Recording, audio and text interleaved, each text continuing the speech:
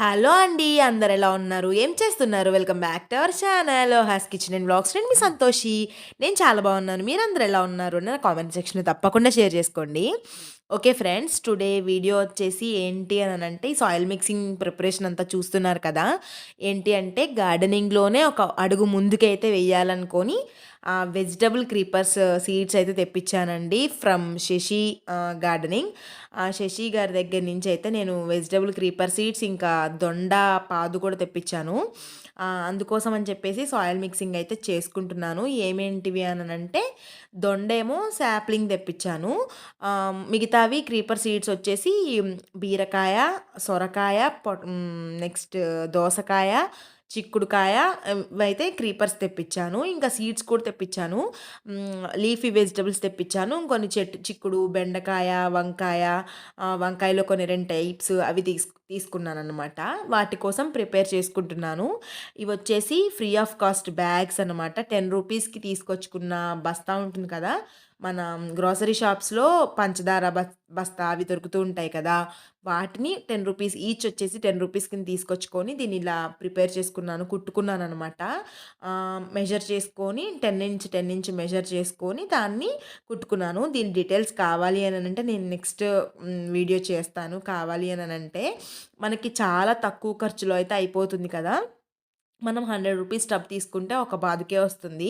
నేనిక్కడ మరి ఇన్ని రకాలు చేస్తున్నాను కాబట్టి అన్ని టబ్స్ పెట్టాలి అనంటే ప్రాబ్లమ్ అయితుంది కాబట్టి నేను ఇలా ఐడియా అయితే చేశాను. అది కూడా ఎందుకు అనంటే మనకి మోస్ట్‌లీ 6, 7 మంత్స్ క్రాపే కాబట్టి ఇది ఈ బ్యాగ్స్‌లో చేసుకున్నామనుకోండి. ఒకవేళ మనకి బ్యాగ్ పాడైపోయింది అనంటే మళ్ళా నెక్స్ట్ వేరే బ్యాగ్‌లో తీసుకోవచ్చు. అదే టబ్స్ అయితే ఒకేసారి మనం ఇన్వెస్ట్ చేయాలి. ఒక 2000 వరకు కూడా.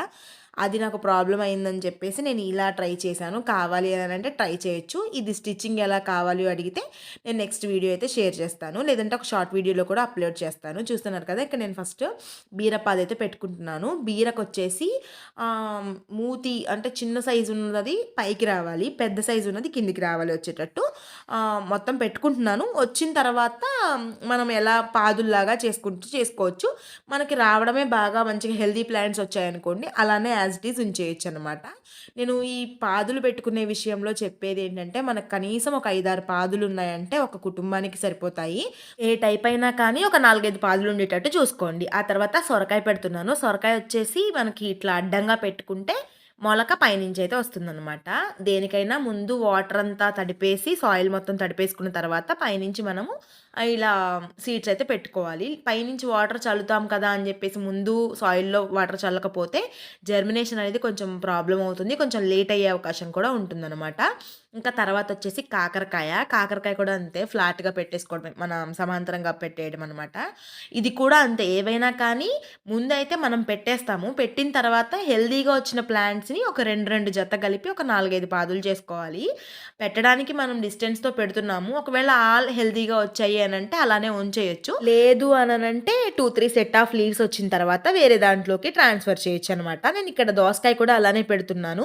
హెల్తీగా ఉంటే ఉంచేయొచ్చు. లేదంటే 2, 3 కలిపి ఒక దాంట్లో పెట్టేద్దామని చెప్పేసి. మీకు దొండకాయ సాప్లింగ్ కావాలి అన్నా, సీడ్స్ ఇన్ఫర్మేషన్ కావాలన్నా కానీ నేను శశి గార్డెనర్ గారిది నెంబర్ అయితే యాడ్ చేస్తాను. డిస్క్రిప్షన్‌లో కూడా ఇస్తాను.